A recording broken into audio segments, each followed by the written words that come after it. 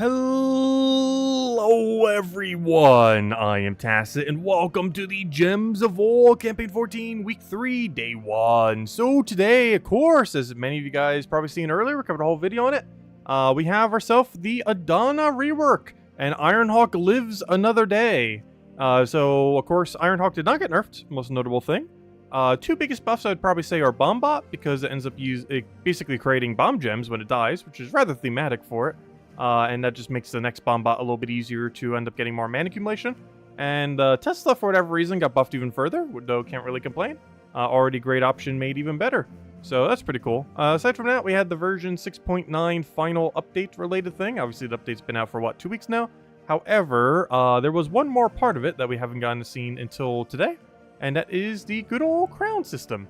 So basically how crowns work now is there is no diminishing returns on finding the battle crashers. So you end up finding this first battle crasher as easily as you find the 10th battle crasher. So they made it drastically easier to end up getting them as far as the speed. You also get 2 crowns every single time instead of the standard 1. So yeah, overall just great across the line. We're already halfway done with it. And if we tried even going for it at all, I'm pretty sure we'll instantly have it done. I might just do normal battles, and I'm pretty sure we'll just get done passively. But I'll just even need to go out of the way. Of course, we do still have the new campaign system, and for whatever reason, it is asking us to do 25 PvP battles again. So you know what we're gonna go do? 10 PvP battle, or 25 PvP battles, I mean. So yeah, we're gonna have to spend a bit of time doing that. And the other thing we're gonna be spending a good amount of time on is trials. I'm not sure if we'll finish all of them, but we do have Adana trials. We're one away from being able to get to the actual standard ones, or you know, the star ones that are available this week. But yeah, we'll be taking those on and see what we can end up doing. Obviously, we have access to insta-kill, so honestly, it should be pretty easy. If anything, the next 2 fights might be the hardest ones, and they're just going to keep getting easier due to the insta-kill chance drastically increasing over time as we go deeper and deeper. Anyways, hello everyone! Hello Bill! Hello Barbara! Hello Jonian! Hello Supernova! Hello Larkslayer! Hello Joyful Dragonfly! Hello Isabel! Hello Draco! Hello Tyrion! Hello everyone else! Welcome, welcome, welcome! Alright, so let's start getting into things. First things first, where should we even start? I guess PvP. I almost forgot we do have to go out of our way to go do PvP. But honestly, it shouldn't take that long. Ha! Should I go do it with some good old Teslas? I don't know. How many teams would bother having Submerge? We technically could get away with it. Is double Tesla still kill range? You know what? Let's give it a shot. Let's go try the newly buffed double Tesla team. They just buffed it today. Might as well give it a shot, see what it can do. So, right off the bat, we want as much blue and red as we can possibly take, pretty much ignoring almost everything that isn't blue or red.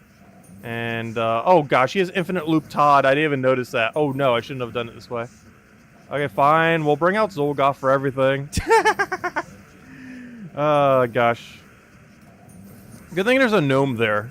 This is the nerfed version of this team, in the sense that there's a gnome there making him spawn less gems, supposedly. Sure doesn't feel like less gems, does it? Gosh. The worst part is this team doesn't even use green. Well, it does, but, you know, it doesn't use it that particularly well. Compared to Infinite Loop. So did he drain our mana off of something? Why does our Tesla have, like, 0 mana? Because we had a half mana start. Where did the... Oh, he's using the hero class as mana drain as well. Because he needs it for the loop thing. Oh, gosh. Well, we'll do this. Oh, that's funny. He just keeps mass mana draining there. Well, we almost have our first Tesla. I think we can actually get it off, surprisingly. I can't take the other thing over. I'll stick a little bit of thing there. I'm also just trying to get our mana for the other one. Before we start casting much. Let's see.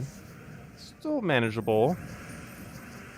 It really comes down to how much do we think he's going to loop right here. I kind of want to go Denies Color. 2 turns we guarantee have it. You know what? Might just... you know I'm going for it. We're going to hope he doesn't get too many extra turns. Okay, he keeps getting the same one, but he keeps getting the one up front, so that's kind of fine. If he could just stop looping for a moment. Gosh, what a way to start. Infinite Loop Todd. Yeah, we just have to retreat from it. Anyways, we're not going to run Tesla. PvP meta is too annoying for Tesla. Sorry, Tesla. You can only be used for Explore 12, Pet Battles, Underworld, and probably several other things, but PvP is not one of them. Or at least not against Infinite Loop. All praise Iron... Yeah, Ironhawk did not get nerfed. I'm not surprised. I had a feeling it wouldn't, but you know, there was always that chance that it could have. And I'm really glad it didn't, that's for sure. Yes, the Ironhawk remains another day.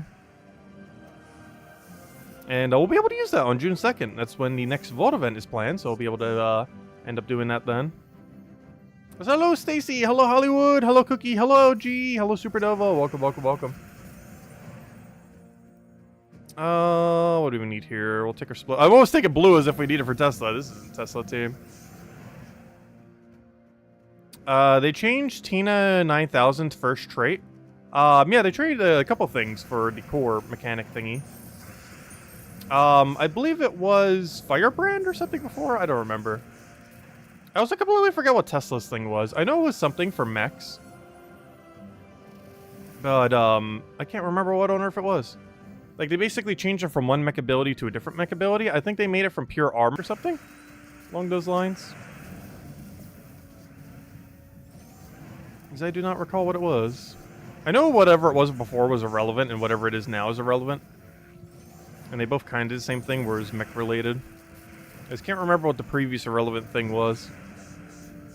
That's hello, Lester!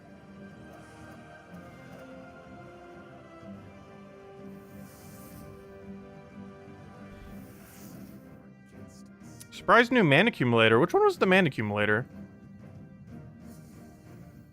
Because most of those changes didn't really help with mana accumulation, due to bomb gems being pretty underwhelming.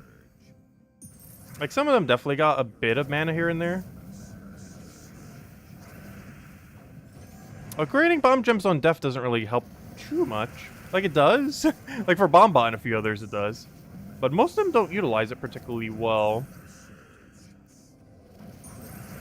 Bomb gems are also a weird gem to have to activate. And a lot of times can actually cause you to get less mana. As weird as that may seem. Because let's say, hypothetically, you're already clearing out most of the board. If you're creating some bomb gems, those are all 0 manas that you're getting. And even though they might explode slightly more area, every single one of those individual bomb gems themselves are 0 mana. So if you already have enough destroy or explode to clear most of the board to begin with, there are a lot of situations where bomb gem actually nets you less mana, not more. Only if you're doing a very small amount of explode does it do a huge buff. Which is one of the reasons why Bombot actually got quite a bit of a buff from it. Because it went from 2 explodes to theoretically 5 if all goes exactly as planned. Because your first Bombot does 2 explodes and your second Bombot does 5 explodes. In theory, or at least potentially. Which is more than double the amount of mana. Actually, almost more than triple, because it's it has a bigger radius than the standard explodes. But most of the other options, it doesn't really do too much. Because you might not necessarily have an immediate follow-up for it. On the kind of teams that they're normally ran with. Yeah, the Chicken Troop in King to Pass. Oh yeah, wasn't it a destroy option? It was like a destroy with bomb gems. I didn't think it was that good compared to what already exists, though, isn't it? It's just a different coloration. Which, of course, that's always, like, decent. But, like, it's basically just weaker Marilith, almost in a sense. No, do not do that. Trying to see what the thing is. Destroy 42 gems and create 3 bomb gems.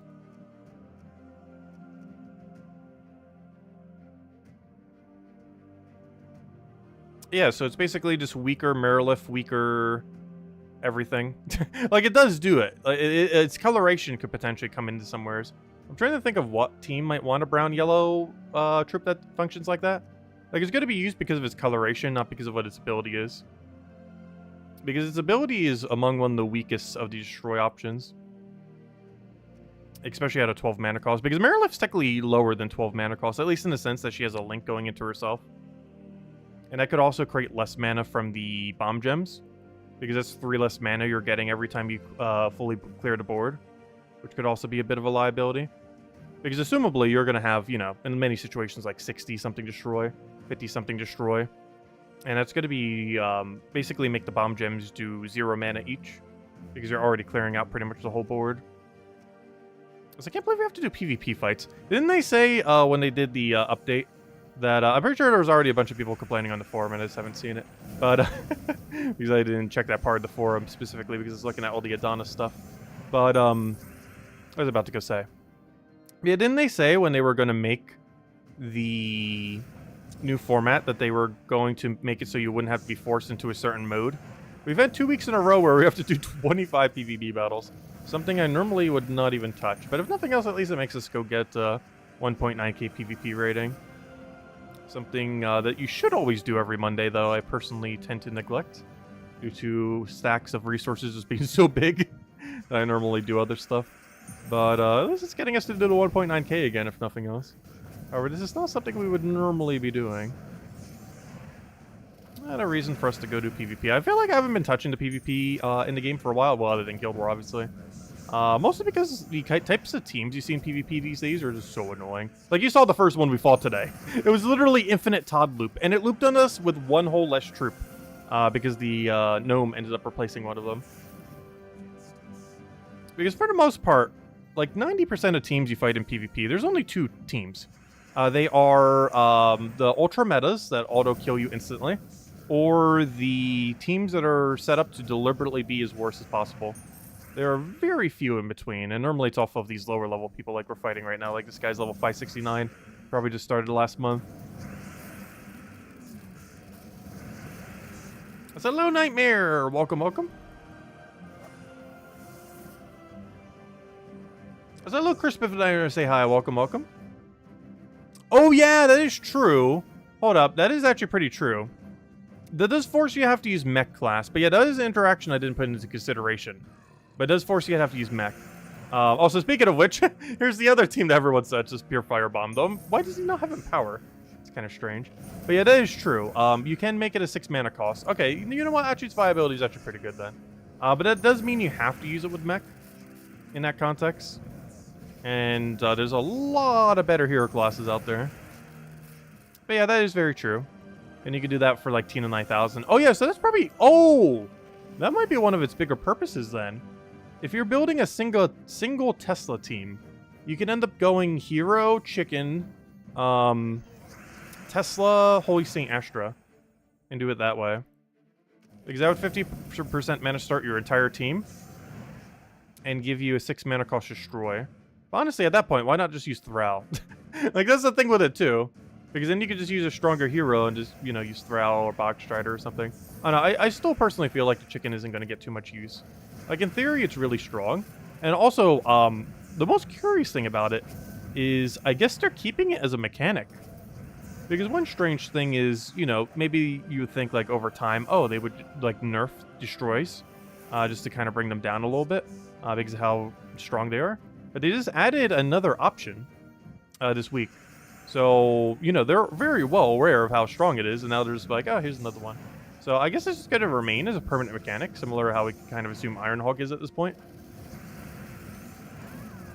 Because, of course, while Ironhawk basically permanently being the meta as of today is kind of set in stone, it seems like almost Destroy gems are now, too.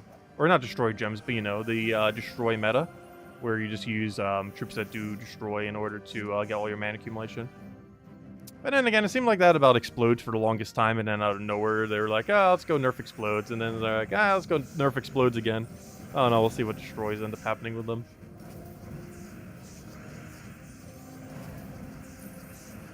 Hey, they can't nerf everything. They haven't nerfed anything in a long time, though. Like, when's the last time they nerfed anything? I'm not saying they should. But when even was the last time? Intentionally, not accidentally, because I think one of the Zolkiri rework back in January unintentionally nerfed some things. For example, they nerfed Night Spider into the ground. But I don't think that was intentionally trying to nerf Night Spider. I think that was them accidentally nerfing Night Spider. Because I don't think they intended for that to make it worse. Because they've added similar troops to that still run rampant today. So I don't think they were necessarily targeting Night Spider. Plus, it was only used in one specific team. And now 0, because that one specific team doesn't work anymore since they nerfed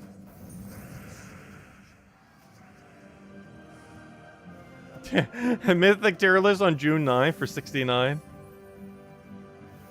I was mentioning it earlier. We definitely got to cover it before 7.0, or exactly at 7.0. I wanted to cover it as soon as we knew the fate of Ironhawk, and we do now know the fate of Ironhawk. So a couple days this week, we will be busy trying to finish up that one Zelda game. Gosh, I have so many games on my backlog these days, but I do want to finish the Zelda game within about a week or two. Ideally the first week. It came out, what, last Friday? So I kind of want to finish it up before then if we can. Probably streaming on Tuesday and Thursday this week. I'm still not sure what I'm doing this Wednesday, as it might end up being slightly busy. But Tuesday and Thursday, we're probably going to try to finish out that game, as in tomorrow and Thursday it is. I think we can finish it by then. Can you try that Tesla team again? Not against Todd. Oh yeah, it's really good. Tesla's insanely good. That was a bad example of how good Tesla is. It was because we're up against an infinite loop where almost every team would lose if you got looped on. But yeah, Tesla's really good. If we go like, well, this is in a PvP battle. Let's just find something super weak, like this. Like, this should still double shot, if we just move over to Tesla. Where's my Tesla team? Tesla buff. Yeah, Tesla's insanely strong. And as of the buff she got today, she's probably like the top 3 legends in the entire game now. I think before she was like top 10, but pretty sure she's like top 3 now. Number's pretty close. Her main viability comes from just a sheer amount of true damage, and the fact that she scales through the entire game. Also, why on earth did I not wait to get that to full mana? Now we're going to have to take a billion turns trying to get mana. Also, one nice benefit of this, you may have noticed I went mech class, but notice we don't really have that many mechs. And of course, one thing that you can kind of do is utilize her final trait. However, that's not the main reason why I have mech. The main reason is actually due to Dispel.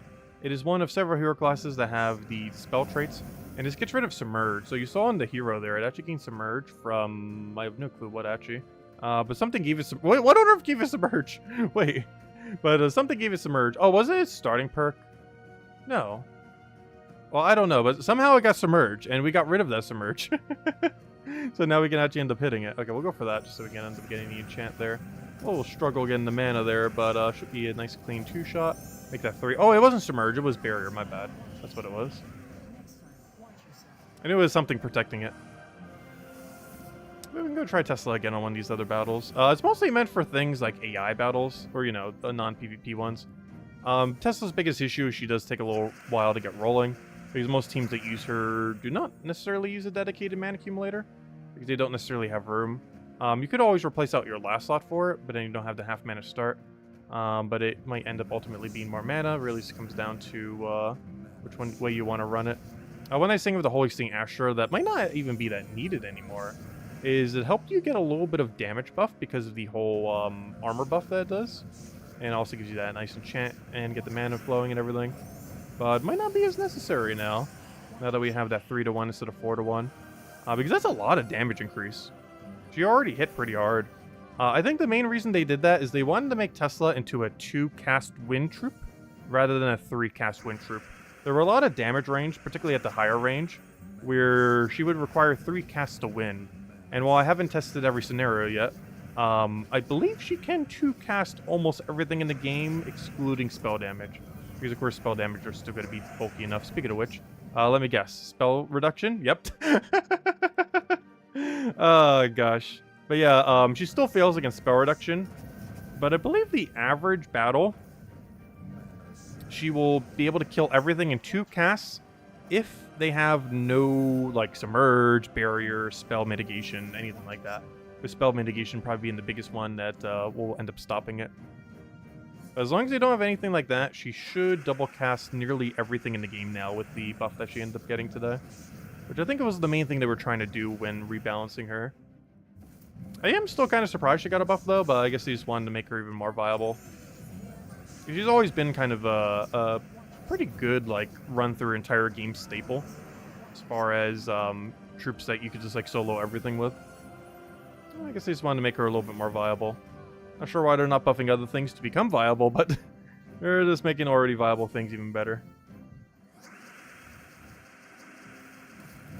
I feel like they have a quota on how many troops they are allowed to have be viable. And to stay in that quota, they just have to, like, buff something that's already good. I sure feel like that sometimes. I know that's not actually a thing, but it sure feels like it occasionally. Let's see.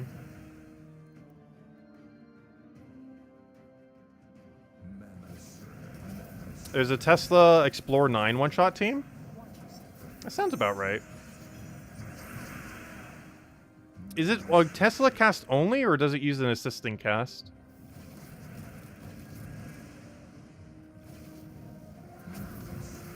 Oh gosh, that was a lot of mana. Wait, how did he double mana drain 10? Oh, Spirit Gems. Almost forgot that's even a mechanic sometimes. Okay, also we're retiring the Tesla after this. I generally don't like using her too often, as most teams with her getting rolling are just so slow. Like, once you get her cast off, obviously she's really good. But biggest issue she always has is startup time. You could always just replace it with like a Throw or something. Hello, insane gamer, welcome, welcome.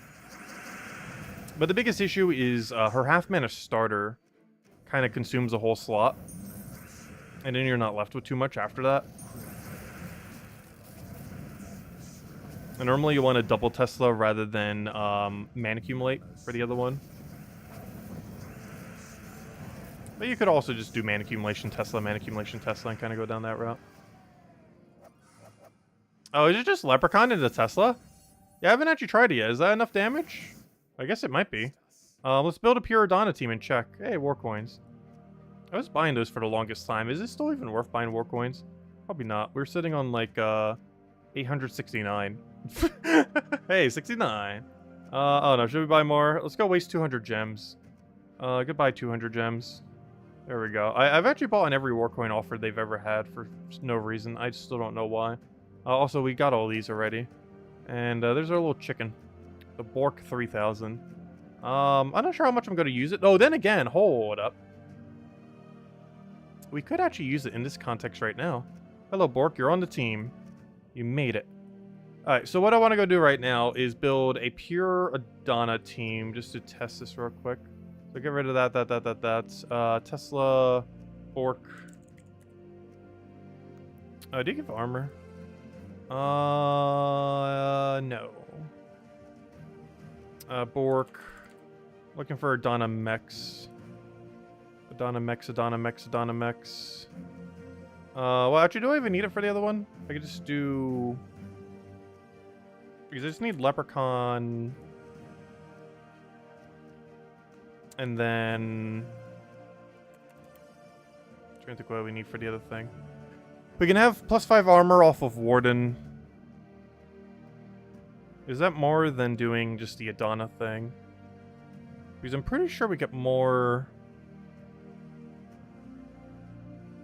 We could also do... I do even want Holy Saint Astra. There's a couple different ways we could do this. I kind of want to go down the Warden route. Let's see. I'm trying to think of how we... let me just double check. What's the armor buff? Though we don't have the Kingdom Pet yet. What's the armor buff if we triple Adana? Like, literally any Adana trip. Doesn't matter which. Just put an Adana here. What is the bonus for this? Compared to not having it. 24 armor... It's only a 24-15. It's only a 9 armor boost. But it's across the whole team. So that is worth it. I was going to half mana starter. But Leprechaun's probably consistent enough. Oh, does the Kingdom Pet actually require to get the damage range for it? That would make sense. But yeah, it's a 9 buff just off of that, not even counting the other Kingdom Pet. So yeah, that would make sense. And then just like run mech. Biggest issue with that is we won't be able to half mana starter, but Leprechaun might be enough to get it up a lot of situations. So in that case, we'd need like mech and just kind of have it sit there with something. It doesn't really matter too much what it is because we already cover every color. It could just be pretty much anything. Just kind of chill in there. But yeah, any weapon. Doesn't matter. Maybe get like one of those little poke ones in case they revive or something. Actually, if anything, it does survive. We probably should. I don't know. What's a good like true damage weapon? Is like so absurdly low. It doesn't block anything. Just looking for a really low one. I'm about to put Chaos Blade in. Crescendo. Good old Crescendo. Ultra old meta. Yeah, I'm fine with just putting Chaos Blade there. What does Chaos Blade's follow-up even do? Nothing relevant, but we don't really need it to do anything relevant. Mostly just looking for red, blue, boom, boom, boom. Minus brown, that's fine because we're not casting anything. Let me just see what its damage range is. We'll try it on Explorer 8. Explore 8. Let's see if it did one-shots here. Oh yeah, we need pure armor. That would also help. Armor.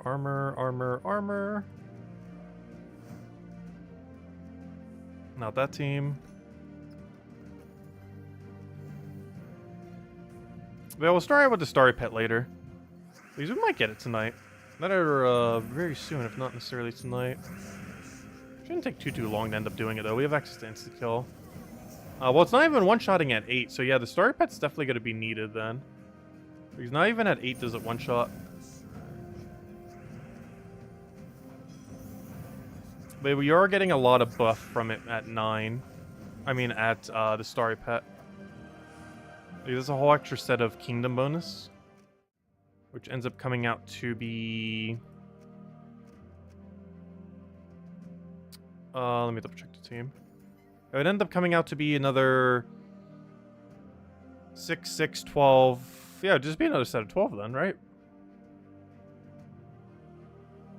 Or am I looking at that wrong? No, the base value plus pet. But there's only one pet, so yeah. It'd be an extra set of 6 for both. So it'd be 12 additional armor. Which is 48 across the team. Which is how much damage? 48, 3 divided by 48. That's such easy math. Why can't I figure it out? It's 16. No. Math, 15. Yeah, 16. So it'd be 16 extra damage. By having the Starry Pet max. Which isn't that bad. And you saw in that instance 16 damage would definitely have been enough to kill. But how's that when Explore 9? Is Explore 9 that much less stats? Anyways, let's go finish the PvP thing. How many do we have to do? Not that. Campaign. I gotta do 4 more PvP battles. And then we'll have all of them done pretty much simultaneously, it seems like. Alright, 4 more PvP. Now let's Zolgoth it down real quick. Though one of our objectives was to take yellow mana, though I think casting Explode on Leprechaun is counting for such, so we can do it that way.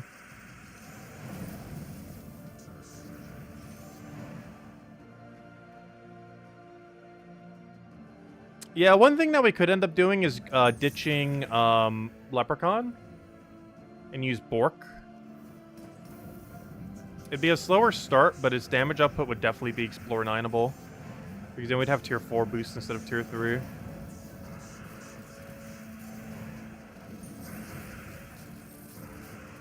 That does mean we'd have to turn 1 Surge brown or green though. I mean brown or yellow. Because without it, we wouldn't have enough mana. And he'd be our only mana accumulator. But yeah, the amount of bonus from that would be really high. Because Adana's bonus is like 2/3 armor. It's actually particularly heavy in armor. Not as much as like Sword's Edge, but pretty high up there.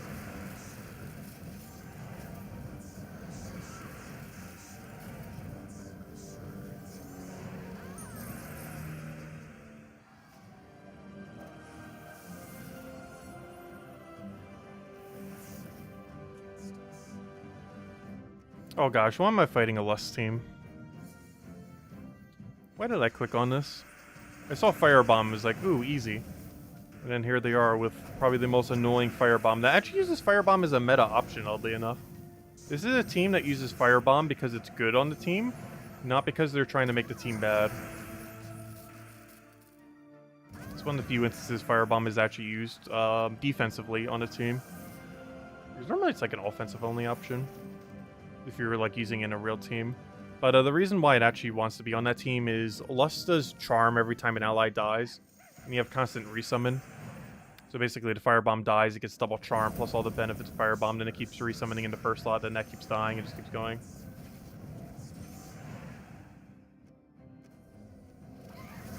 Tink Steam Whistle? Wait, what's the full team for that then? Because that's Red, Yellow, Storm. And Team Stink, he doesn't have mech, right? I think it was just Dwarf. I think we just got PvP and the Slayer done simultaneously. Actually, we just finished everything all at once. Look at that. Collect. Okay, let's go hand out a redeem code. Also, oddly enough, it took us exactly 30 minutes, which is about how long the previous system took us. And that's with one that we had to go out of our way for, so not too bad. Unless we got trolled by, what's his name during that? Electro Woods. Boom, boom, boom. And we got a little bit of bonus. What even is our bonus for that? Hey, that will help. 5 armor. That would have made us win the other fight. Gosh. Look at that 5 armor come in. Oh, wait, is he a mech dwarf? Oh, yeah, you could end up using him then. Forgot he counts as a mech. Yeah, we got totted.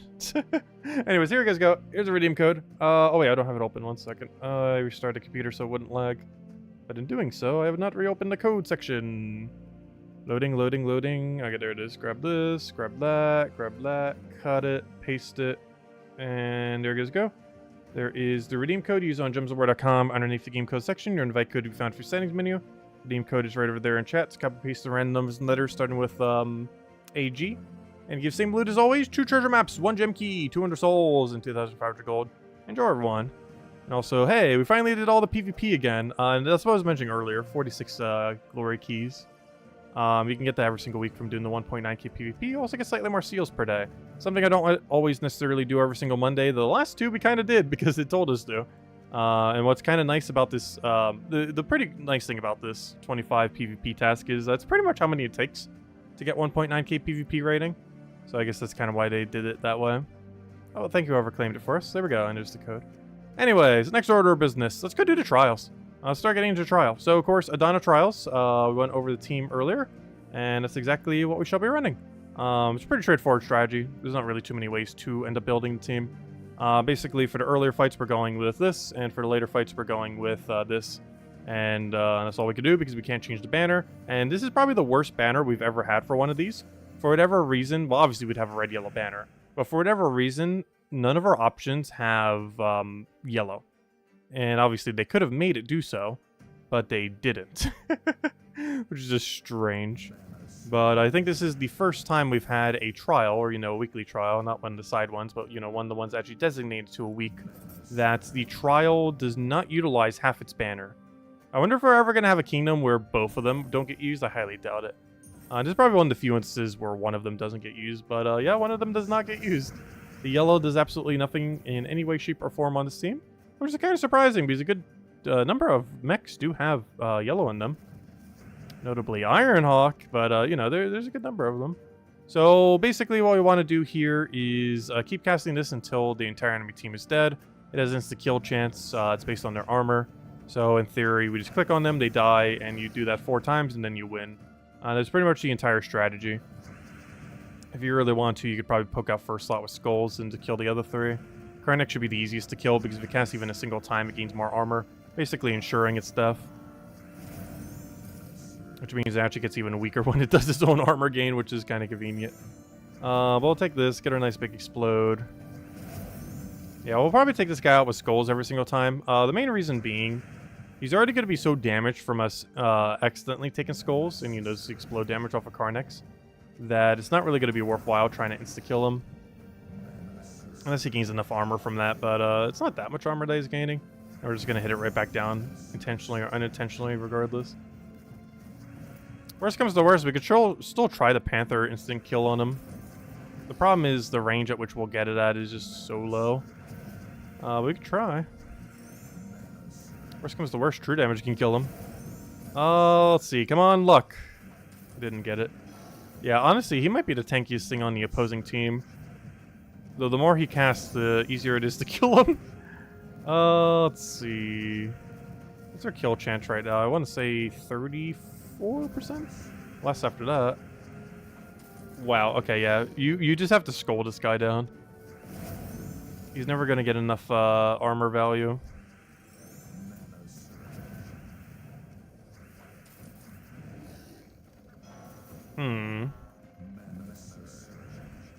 Yeah, we might just have to try to minimize our skulls as much as possible.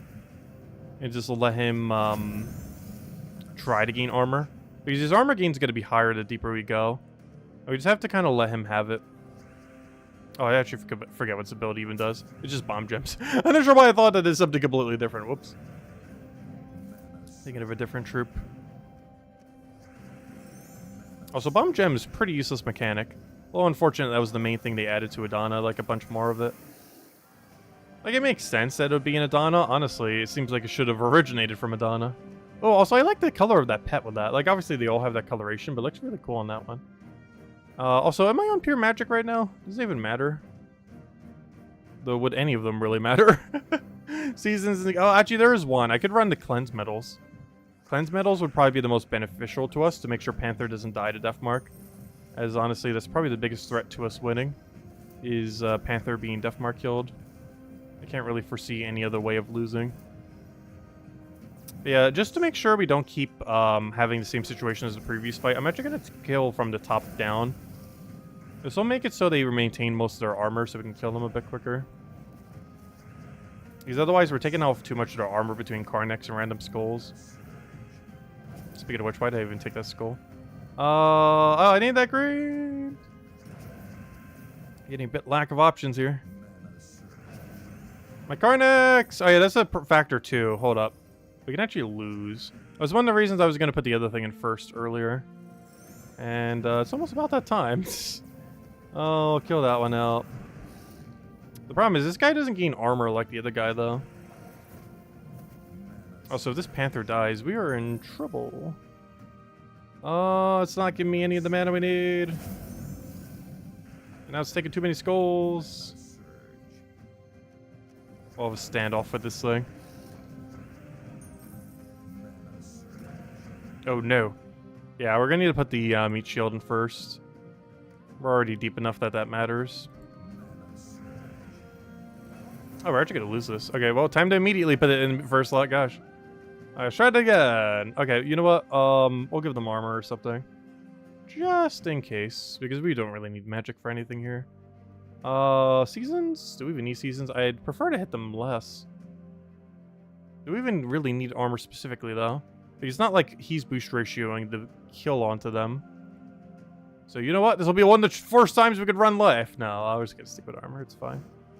Okay, let's just roll it this way. Oh, that's not what we wanted. No, don't do Explore 12 there. Trials. Okay, let's just do it this way. We'll use the meat shield. Boom, boom, boom. There we go.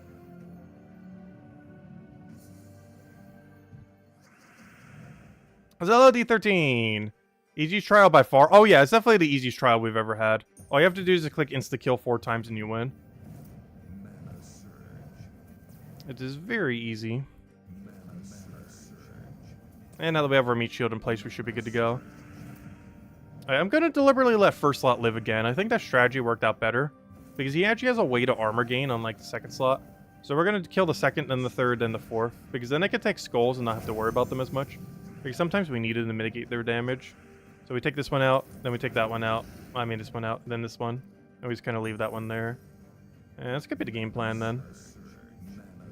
Right, he'll do a thing, that's fine. We do our explosion, boom, boom, boom. Take the red.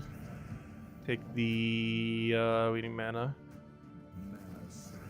Alright, that should die. Did you lose your insta-kill chance all of a sudden? Where are those insta-kills? I think you forgot how to do it.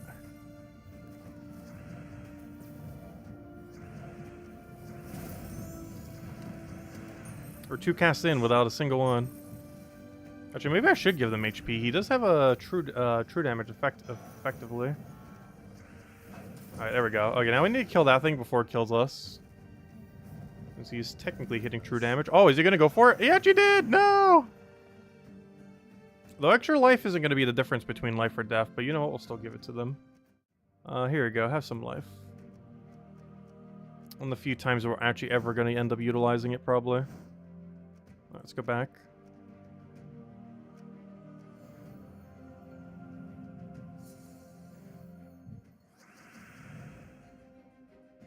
Yeah, Panther in third or fourth is basically the same thing. Because it's far enough back that both slots are basically the same. Because they're not going to skull through that much of the team that they could possibly get down to it.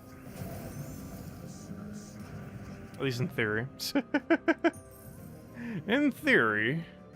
Let's see. My bigger concern, honestly, might be his true damage thing. So, you know what? We are going to kill him. My concern after that is that the other guy doesn't have an armor gain, though.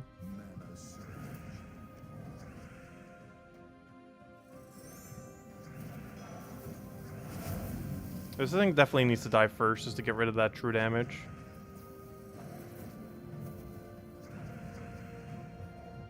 I feel like ignoring most skulls, because it makes that first slot easier to die.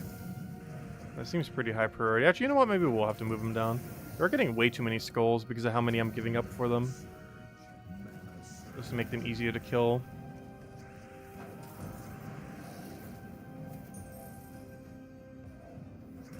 Because they don't have anything that can sneak to blast or anything. It's gonna be the same battle every fight, so I guess we can just put it into 4th and not really need to worry about it. Let's see. Put that onto red. Full mana. Red of Carnex.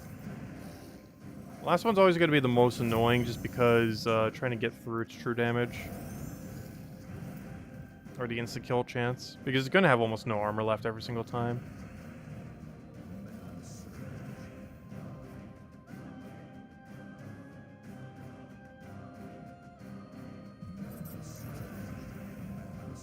I might just have to scroll it down as much as I don't want to.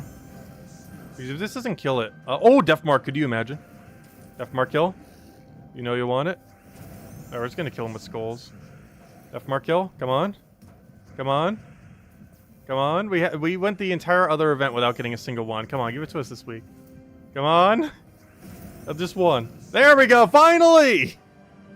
We finally got the Death Mark kill. Give me the pet. Fine, every single one, of course. They're actually really good value. 1,000 gems for a max pet's actually insanely good value. If you're at a point where you can afford it in the game, I would advise doing it every week. It is very cheap for really good max pet. Because Kingdom Bonus is actually one of the strongest pet types in the game.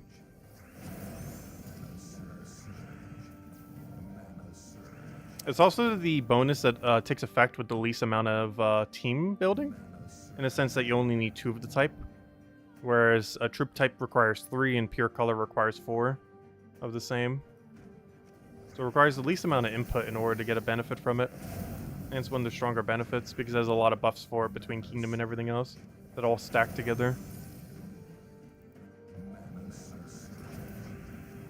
Plus there's already another pet bonus for it, so you're basically getting double to double. They don't multiply each other, but they count as an independent bonus. So let's say the initial bonus is 6. The first pet would get you to 12, and then the other one would end up getting you to 18. But then again, not really, because it's a 3 times bonus.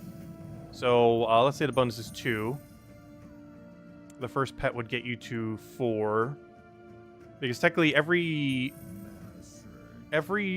1 times is 1. But the 1 times base value doesn't count, if I'm not mistaken. It's like a 2 times bonus counts as 1 times that bonus. It doesn't like redo the same bonus, which can get really confusing. I always find that weird when games have it that way. Like it kind of makes sense, but kind of doesn't make sense. Because if something giving you 3 times bonus, one of those 1 times is the base value of the thing. So a 6 times bonus is really a 4 times bonus. If you don't count the base value.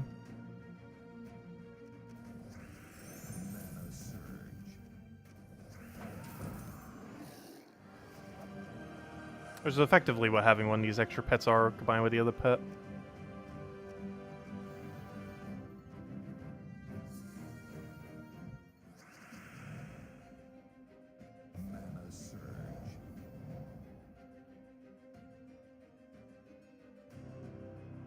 Let's see. The last battle... Oh, so hello, Barbara! Gives you 2 at the end.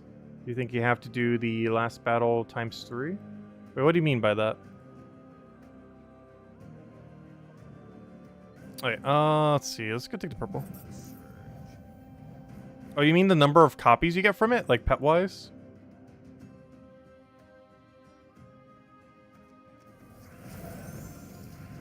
Because I don't even keep track of how many pets we're getting each time. I just know going through the whole thing gives you a max pet.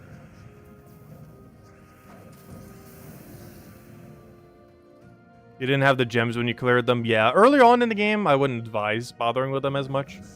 You're better off putting it into gem keys and such. Or this week, possibly even into event keys.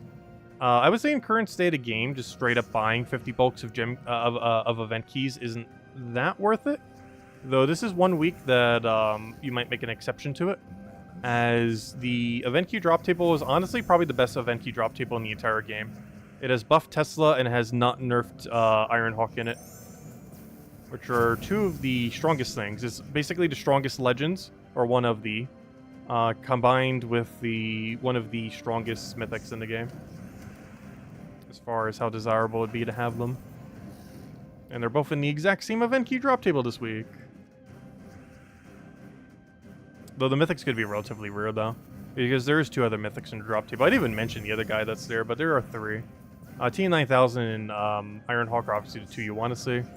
But there's a third that does basically nothing. Can't remember his name or what he even does. I just recall it wasn't anything good. I think it was like a bomb mechanic, if I'm not mistaken. Which, he was like one of the main bombers. But he was very bad. He might actually be top 10 worst mythic, potentially. Which is unfortunate, because the other mythics are so good. But, yeah, I recall him being absurdly bad if he's the bomb mechanic one, which I assume so, based on, how much more bomb mechanic they added to Adana this week. Specifically today. You dropped 550 keys for 2, mythics. Tina and Spark. Oh, no! Well, at least he got mythics. It's still really lucky. 2 mythics and 550 for your other account. Like, they're not Ironhawks, but gosh, you should have gotten, like, 0 with that many keys. Like, 0 or 1. So coming away with 2 is not that bad. And that means you'll have every mythic in the game once you diamond them. Or from Adana, I mean, specifically. Because you got the 2 lesser ones out of the way. And now you can just save 8,000 diamonds to double buy it later.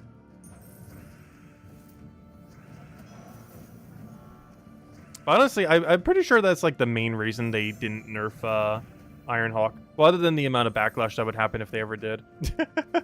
But I feel like the... Oh, wow, how did that not kill you? But I feel like the other main reason is the cost of Ironhawk is technically the most expensive mythic in the game. Just because you need 2 or 3 of them to make it function properly. Whereas every other mythic, you know, you don't need 2 or 3. Like, some of them are a bit more optional. Like, Tina 9000, 2 Tina 9000s is kind of fun to use and usable in more situations. But it's not required to make the troop work.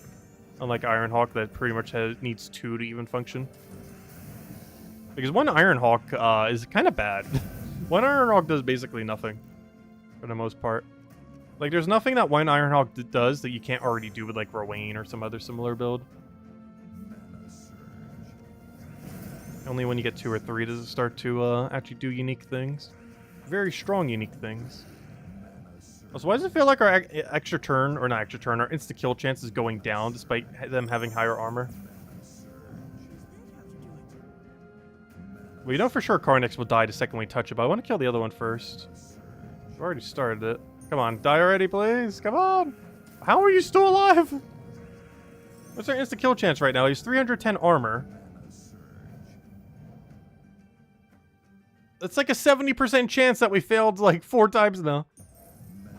Okay, it's less now, but still. Right now it's way less, but still. Alright, now we're just never gonna kill. Watch, now it'll kill because our chance is substantially lower. Come on. Come on! Okay, we're just killing this guy with skulls at this point. Let me just go kill the Carnix with the insta-kill. And then, we're gonna deal with him naturally. Oh, perfect! Okay, there we go. Yeah, we'll stick a green, he'll do whatever, and there's a 100% chance. Actually, it's over 100% chance. But obviously we can't double kill it. There we go. Alright, final one. Yep, easiest trials we've ever had thus far. It took 20 minutes despite us failing multiple times. Actually, technically slightly less, because one of those was the preemptive battle. Like, you know, one of the ones before the 5-star battles. So it took us like 15 minutes then. Which is definitely the quickest it took. It was even quicker than Todd. Because Todd, you had to click like a billion times to do all his damage. And he did it very slowly. Also, I believe there was a glitch during that where they were level 500 instead of 350. Which also made it take even longer. And by glitch, I mean, I think they like instantly nerfed it down because they realized how absurd it was. Because, I'm not going crazy, right? Wasn't it 500 the day of release? Like, for like a day or 2 until they fixed it? I'm pretty sure it was. And then either because of drastic backlash or it was a natural mistake, who knows? But they end up changing it like near immediately to 350 instead of 500. Because 500 was pretty absurd. Like, we had infinite loop and it still took forever to chip through them. Let's see. Oh yeah, it was 500 for a bit, that's what I thought. We should have taken it down with the brown.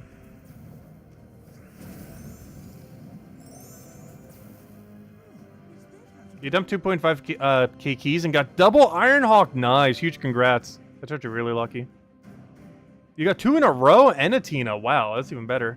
Still missing the Sparkinator? Well, that's fine, he's the worst one. Like, Sparkinator's one of those, if you don't get it initially, that will end up being like one of the last 10 mythics you ever craft. Unless you somehow get it through natural means before then.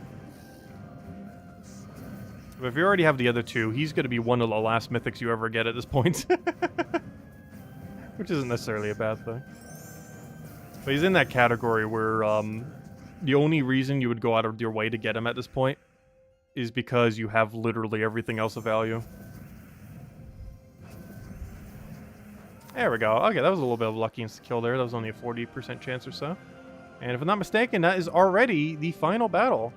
So now let's go test the Tesla team real quick.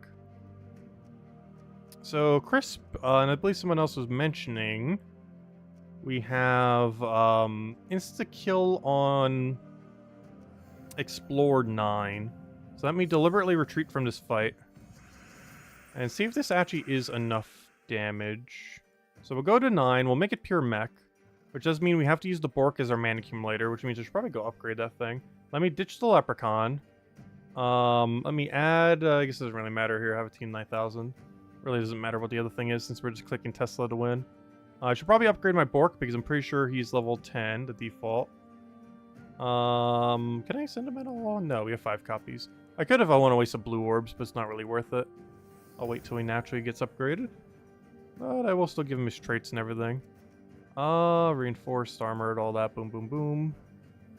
And there we go. Okay, anyways. So, banner. Let me go give him, does it even matter what our banner is? I guess it actually does. Yes, it does, actually. We need, like, a brown yellow. Because we actually do have to take his mana. We got +2 brown, +1 yellow, something like that. Alright, there we go. And now all we have to do is, so let's see our bonus real quick. Our bonuses are now the following. Which aren't that bad at all. We're actually getting 70 armor now. 70? That's a lot of armor. But yeah, that should definitely kill 9. Like, at this point, I don't think... We're definitely going to kill. Like, I don't think that's in question. Oh, we got a free chant from the thing. It's kind of funny. That's not going to be consistent, though. That'd be funny if it was, though. But, alright, it's the kill. Boom. Tina. Tesla, I mean. Boom. Yep, that is enough. Although that much armor, I'm not doubting it being enough. I'm more so concerned about Bork's consistency on getting full mana. But I guess in a sense, it is kind of like a Thrall. And not only one of its mana can instantly get there. And then he has a secondary mana that can kind of get up. So honestly, yeah, it kind of is like slightly better Thrall in that regard. Of course, we don't have as many destroys. So there will be some times here where we don't get full mana that under normal circumstances you actually would get full mana. Because I have not maxed my Bork yet. It won't be until probably... Well, actually, I was going to say a couple weeks from now, but I forgot. The new campaign system for Kingdoms goes way quicker now. So we're actually going to have a max probably within a week. Like about a week from now, we should have a max Bork. Yes, it does perfectly consistently kill this range, assuming you're doing it in a location that does not have spell reduction. I guess we'll take some green pet food, why not? Alright, there we go. Yeah, that's a lot of armor. Wait, just do it? Wait, do what? I know, I'm really low on blue orbs right now. I can't afford to upgrade them. I think we have like 500 something. We can't afford to spend 2.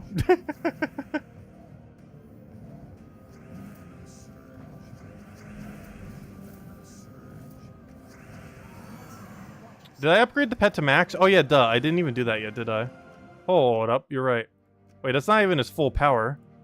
We still have an extra set of 10. Wait a second, you're right. What am I doing? We still have a whole extra set of 10 stats. Though if it can kill at this, do I even need to have armor set? Oh, wow, that's a lot of damage. Scrap that. That was actually the lower amount. We are now at the following. Alright, so that gave us 6 extra for both, so 12 total, which is what we mentioned earlier. It gives us 12 extra for that. But yeah. So we have 12 more armor than before. For a total of math, 82. 82 armor now instead of the 70. That's a lot of damage. Actually, I might as well start one of them at 20% to give Tesla a little bit of a start. Just in case she needs some assistance. Because otherwise she has to get the whole 15. Yeah, we can actually get away with doing that. Sacrificing some armor here actually isn't too big a deal. With how much extra armor we literally just got. We can run 20% into 16 armor. Because we have so much damage output that losing that little bit is still kill range. We definitely can't move up to Explore 10. But Explore 9, we can sacrifice some of our armor to still one-shot here.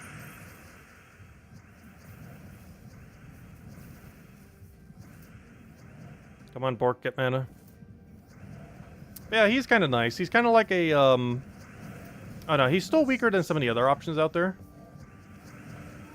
But because we can half mana star him, that is pretty nice for the overall viability of, how did that live? Is that spell reduction troop? Must be. But it is good for his overall viability of being able to one-turn, because he's basically like a Thrall that has 2 different one-turns, but it only works with mech teams. However, now that Tesla got buffed, it doesn't really matter too much that it only works with mech teams.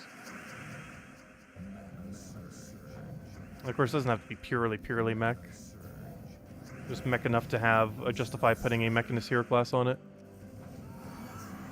Hello, Defiant. Hello, Kurtly. Welcome.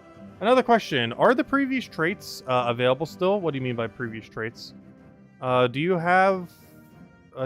only have the week to complete the trials past 200? Yes. The way that the star trials work, or kingdom, whatever those big star ones are called. I guess they're called star trials, elite trials, whatever you want to call them. But the way that they work is they are only available the week of a kingdom event, and then it goes to a different kingdom. So you can only do those the week of the kingdom event. However, every single time the kingdom event rolls back around, you'll be able to do more of them. So for example, the next time we have an Adana event, you'll be able to go do another set of 5 of them. So unlike normal trials that are completed forever, the 5 story trials can actually be repeated infinitely, in the sense that every single time another event comes around for it, you know, like the next Adana event, for example, you'll be able to do a whole another set of 5. But yes, they do not stay permanently unlocked. So for example, this Friday we're getting a Deep Delve variant for one of the factions, and that will stay out forever once it is unlocked. Or, you know, even people who doesn't unlock it, it's just part of the game once it comes in. However, that's not the case for the story battles. You specifically have to do it the week of the kingdom, and then it moves to a different kingdom, and then that for kingdom you have to do it the week of the kingdom. But they are repeatable again once they come back for that kingdom. So next Dana event you'll be able to do another set of 5. So it is possible to max them without ever spending gems, but it would take substantially longer. Like, you're talking years. But it is possible to max them without spending any gems. I would not advise doing it that way necessarily, unless you're earlier on in the game without as many to spare. But otherwise, I do feel like it is worth spending the 1,000 gems every week. You would have to do that for every single kingdom, which is effectively 37,000 gems. But spread out over a long enough course of time that isn't that bad if you're way later in the game. Like, 37,000 gems may sound like a lot. Like, I think that's my entire stack right now. It is. However, over the period of time that it's coming out on, or, you know, which you could distribute it, it's not that bad at all. Like, we're not going to zero out from it, not even close. It's actually cheaper than the Dragonite feature that we had, assuming you're done with them. Unless you're still doing them, in which case, yeah, it's a whole endeavor in itself. But, yeah, because Dragonite costs what? It was 300 per day, so there's 2,400 per week. Whereas the starry pets are only 1,000 per week for what's effectively a max pet, which is really strong. Oh yeah, that's not what I wanted to do. What was I doing? Oh yeah, we were just messing with Explore 9. But anyways, let's go move to something else. Let's see. What else do we still have to do? Oh yeah, the world event. Oh, also I didn't do a day in the adventure board. I'm gonna do that too. Let's do it with like, let's do Zulgoth. Not sure why I'm doing Zolgoth. Should probably just do Diamantina, but well. We're gonna need Zolgoth for the next thing anyways. This is double Zolgoth everything. It's not that much slower.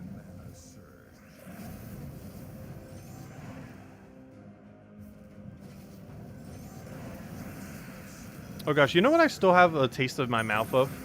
I tried one of the promotional burgers that Wendy's is having because my mom wanted to go to one of the things that we ended up doing for the many things that we went out to. Gosh, we got so much food the other day. But one of the things that we ended up doing was Wendy's because she wanted a strawberry frosty because that's back in promotion. So we also got like one of their promotional burgers. I think it was like some kind of like barbecue pretzel bun thing. I don't remember. But gosh, the taste of it's still in my mouth from the other day. It was actually pretty good. It was not that bad. Their strawberry frosty's better though.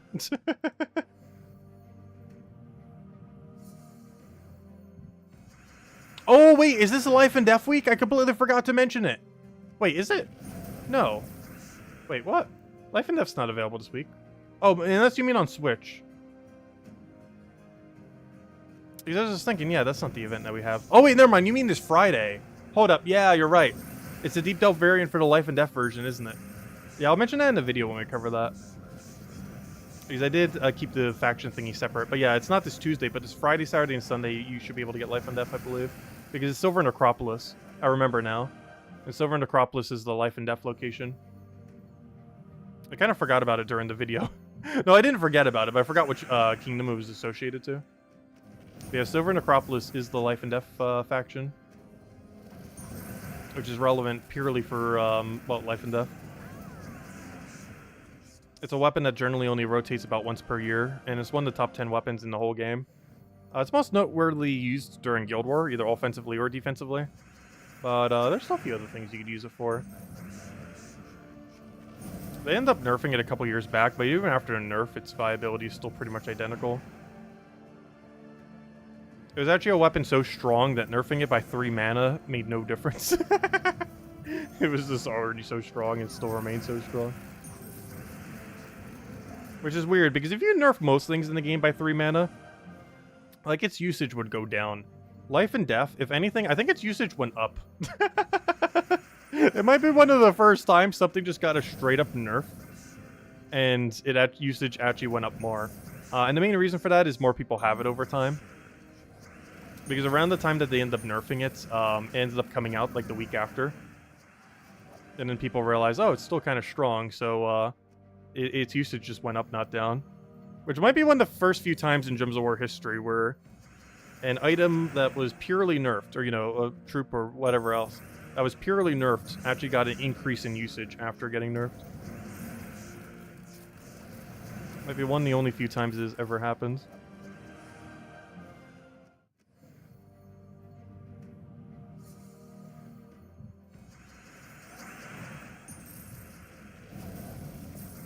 And to this day, it's still pretty good. It has fallen off a bit.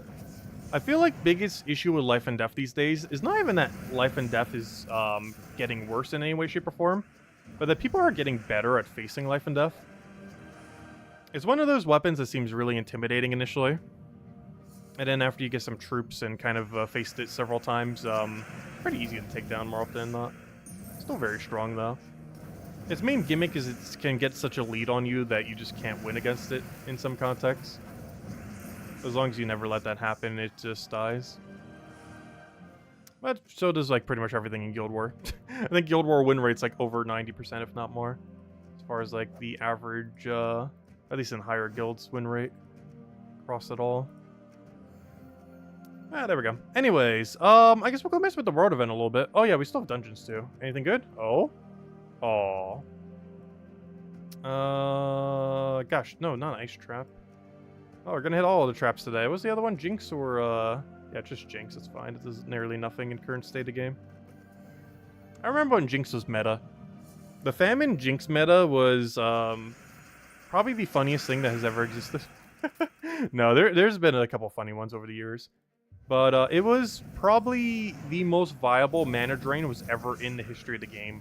Scion, Double Famine, and I think Ragnagord was the mana accumulator, because I think that was pre-Leprechaun days. But some other mana accumulator I don't remember at the time. I think it might have been Ragnarok, which is sad because that's like old, so ultra old meta. The days before Leprechaun and such. But yeah, that was before mana drain immunity existed.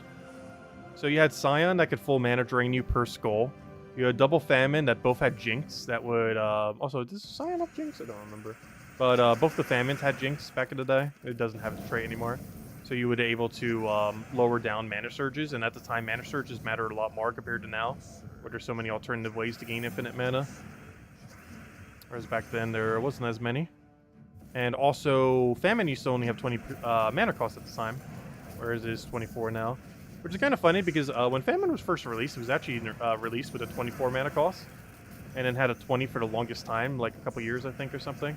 And it was eventually nerfed down back to 24. I think it's one of the only few instances where they've actually lowered and then hired a troop's mana cost back to what it was. Where they made it easier to cast and then made it back to where it was originally.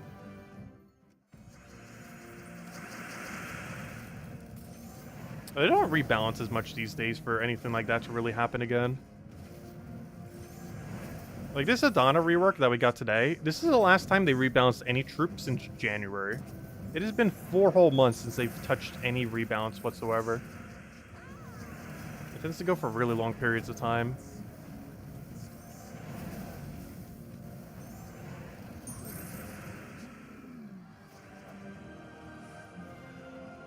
There we go.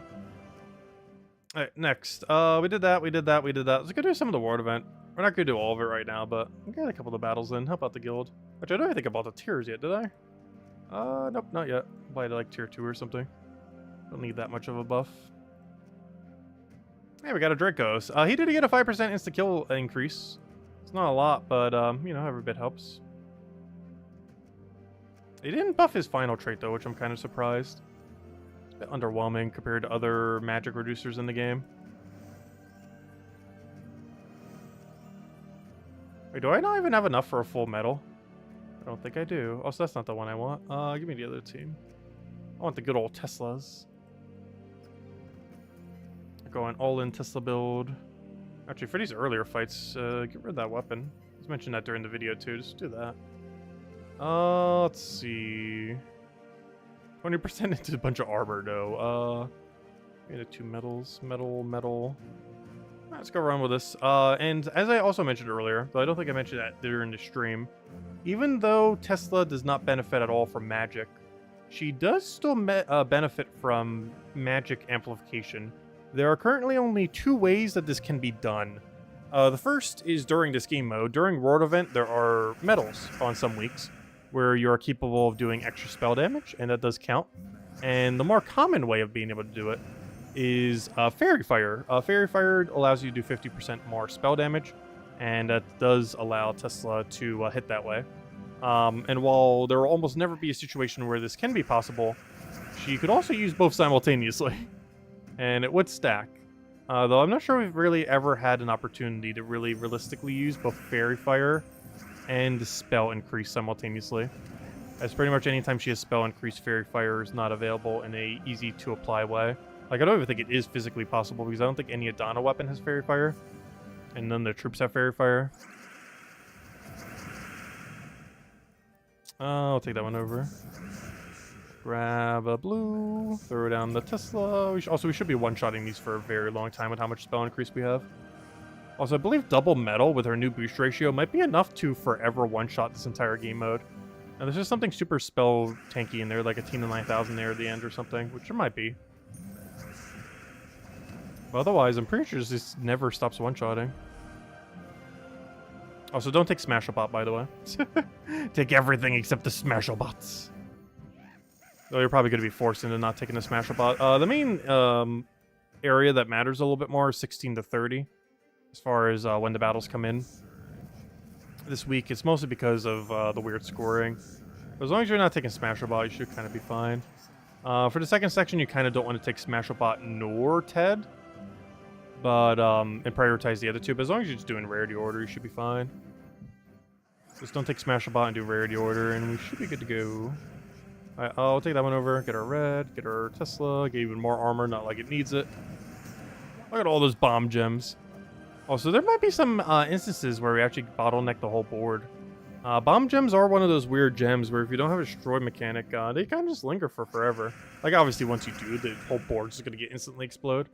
But it is one of a couple power gems where you can basically lock out the board completely. It is a factor.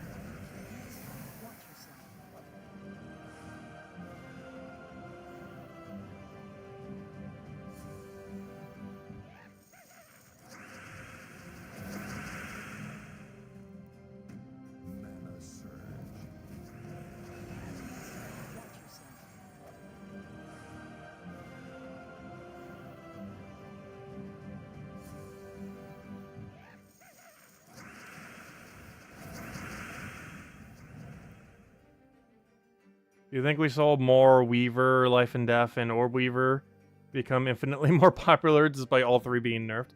Wait, when was Arachne Weaver nerfed? Arachne Weaver has never been nerfed. It's only been buffed like 5 individual times. I think the weirdest buff they ever did to Weaver, for seemingly no reason, was when Web Spinner got buffed out of nowhere. I'm not sure why, but one day several years ago, they were like, let's just make Web Spinner broken. And it came in the middle of nowhere, seemingly for no reason. And to this day, I don't quite know why. But it was when they applied web to its ability, meaning it can basically triple damage everything in the game. They just did it randomly in the middle of nowhere. Like, I think there was like only a few troops that got rebounds, and they all seemed, like, you know, the other ones seemed pretty tame. And out of nowhere, it's like, oh yeah, the Web Spinner's now the meta for most skull things. How do you like the Zelda games? Oh, Tears of the Kingdom has been so much fun. We'll be continuing it tomorrow. Oh yeah, I still need to go scout out the rest of the map. I meant to go do that off stream because there's like 3 puzzles we got stuck on for some of the towers. And while I've been going in as blind as possible, I do want to do that just so we can have the whole map scouted. This is pretty relevant for being able to find everything. But I've been having a lot of fun with it. Also, that game has so much content. It is so much better than Breath of the Wild as well. Like, I have no clue how Breath of the Wild won Game of the Year compared to this game. Like, if this game doesn't win Game of the Year, I'd be very surprised. There's a lot going for it. It's been a fun experience. I feel like overall the characters are slightly less memorable this time around.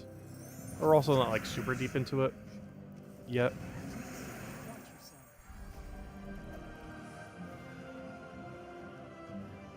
Because they had some pretty good ones last time around.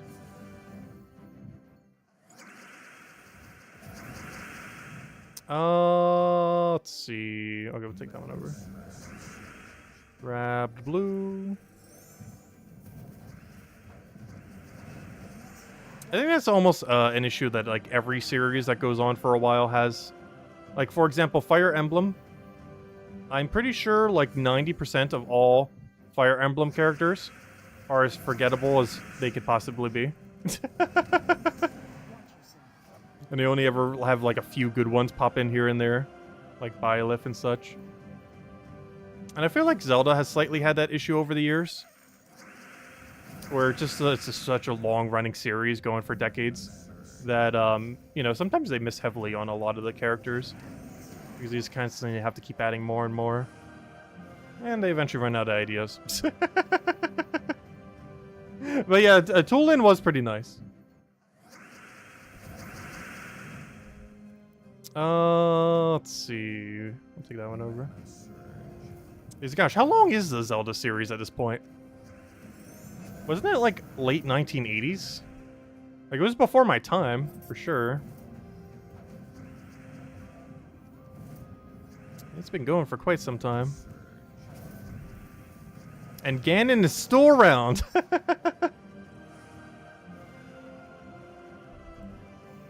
He's one of those antagonists that seem to never die. Yet still somehow becomes the main antagonist of nearly every game.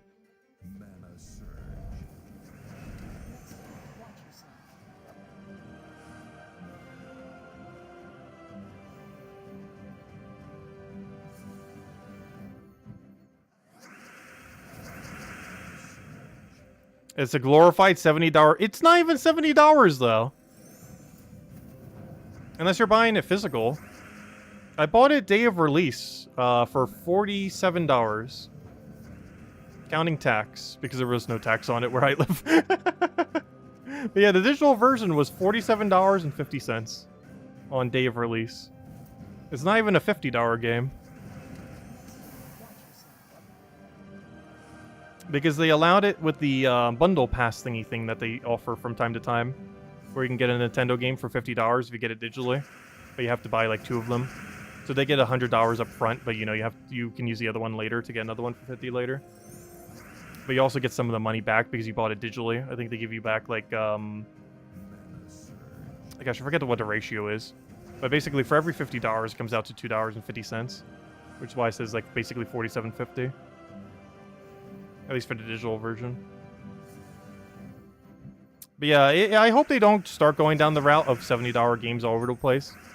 But as long as they still keep doing other offers simultaneously, that makes it cheaper, then I won't really mind.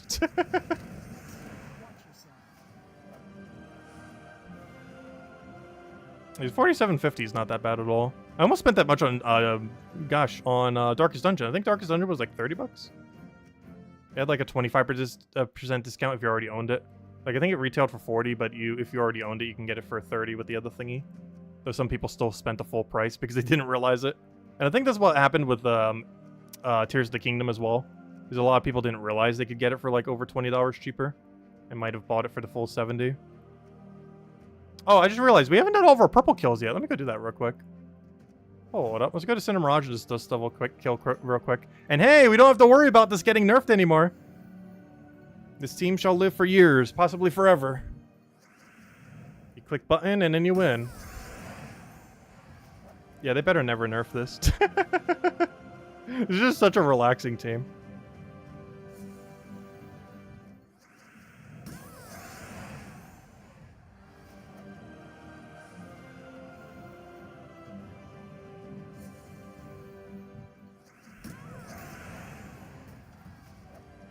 But yeah, I still haven't really been looking up anything on Tears of the Kingdom. Like, I haven't looked up anyone else's gameplay or anything like that. Literally, the only thing we've really looked up at so far are, like, the scouting towers. A couple of the puzzles for them. Just because it's required to scout the whole map. And not having the map scouted is a nightmare.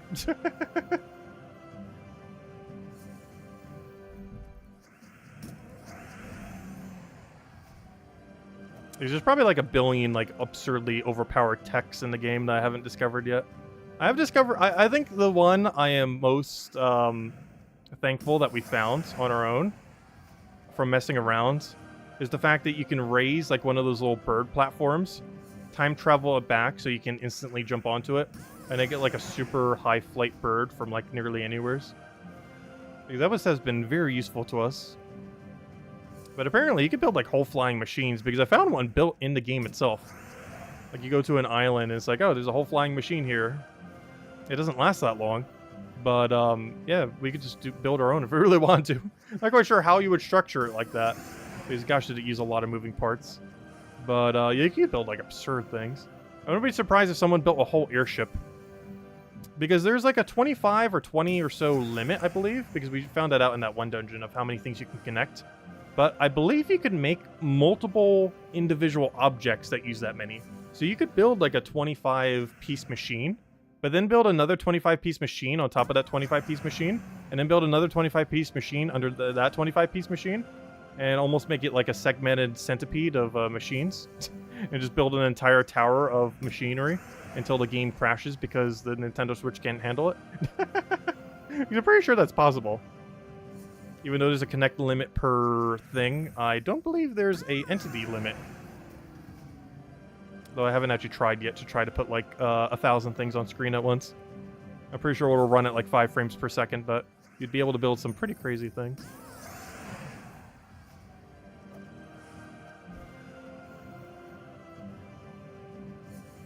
Yeah, they basically combined Zelda into Minecraft into an open world game.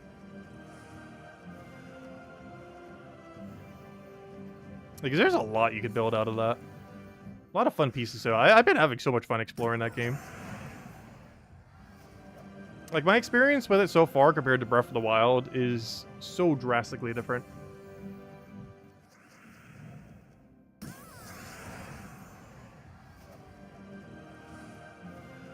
Hey, and it'll also be probably the first time ever I would have played a Game of the Year game on the game a year it released. Because I've actually never done that. Because I'm pretty confident it will win it. Like, unless Dark Souls 2 comes out, or not Dark Souls 2, whatever it's called. Wait, what's that one thing? Elder Scrolls 2 or something else comes out later this year. Or what, is the next God of War coming out later this year or something? Actually, didn't one just come out the other year or something? I don't remember. I'm not sure they're going to have much competition for the rest of this year.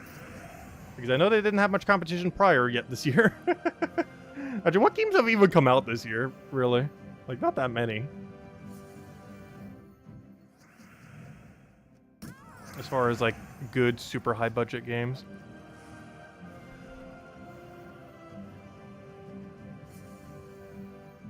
Oh, yeah, Sail Shield was best shield.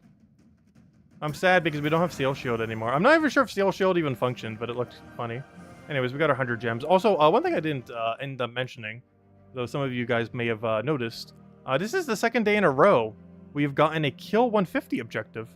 We got one the other day, we got one today. Hopefully we'll get one tomorrow. I've never gotten more than 3 in a row. The last time we got 3 in a row, I think, was in 2019. Yeah, it was exactly 2019 when I went on vacation to go see family. I remember because right before we left, we got them all back to back to back. I think, what was it, a 4? Was it a 4? It was definitely at least a 3. But, yeah, I remember, because it was like every day before we left, it was just like 100 gems, 100 gems, 100 gems, leading pretty much up to Christmas. It was a Christmas miracle. But, yeah, who knows, but we'll get another 3 right now. We'll find out tomorrow. But anyways, guys, I hope you all have a wonderful, wonderful week. We will be back tomorrow, same time as always, 8 p.m. Eastern Standard Time, 1 hour prior to now tomorrow. And we'll mostly be messing around with, I guess mostly just a daily grind. And trying to finishing up all the world event and all that. Of course, we have the campaign going on, or the Kingdom Pass, whatever you call it, going on for the next 2 weeks. Of course, it is no longer a 35-day thing, so do make sure to be doing this every single day, getting your crowns. It's quicker to get than ever. However, it is also more punishing than ever to miss it on any given day, because if you're missing it for a single day, you are missing out on double the amount compared to normal. You're missing out on 20 crowns compared to what originally was 10 crowns.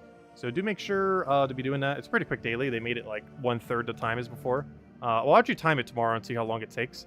But if I had to guess, it'll take like 3 minutes, like 3 to 5 minutes. Whereas before it would take like, what, 8 to 12 or so? Maybe like 6 to 12, somewhere around there. But it is substantially quicker now. Yeah, we'll get to see that. And do make sure to do it, though. Otherwise, it'll be harder than ever to try to get it all done. Anyways, guys, enjoy your week. I'll catch you guys later. We are doing, we were just kind of talking about it, but we will be doing Tears of the Kingdom tomorrow. We won't be finishing it. By no means will we finish it tomorrow. But we will make a bunch of progress tomorrow and see how far we can end up getting. Try to get some more of the core objectives done and see how much closer we can get with finishing the storyline, if nothing else. As I do ideally want to try to be done with the storyline by Thursday. And I'm not sure if we're streaming this Wednesday, so we'd have to wrap it up between tomorrow and Thursday. We'll probably still play it a little bit beyond that. Maybe not for like true 100% completion. But there's a lot to explore in the game, so we'll have fun with it. But I want to at least finish like the main storyline, like the main bulk of the game by Thursday if we can. And that's the game plan, so we get it done in the first week. I'll catch you guys later. Enjoy your week, and thanks for stopping by. Goodbye, everyone. Thanks for watching.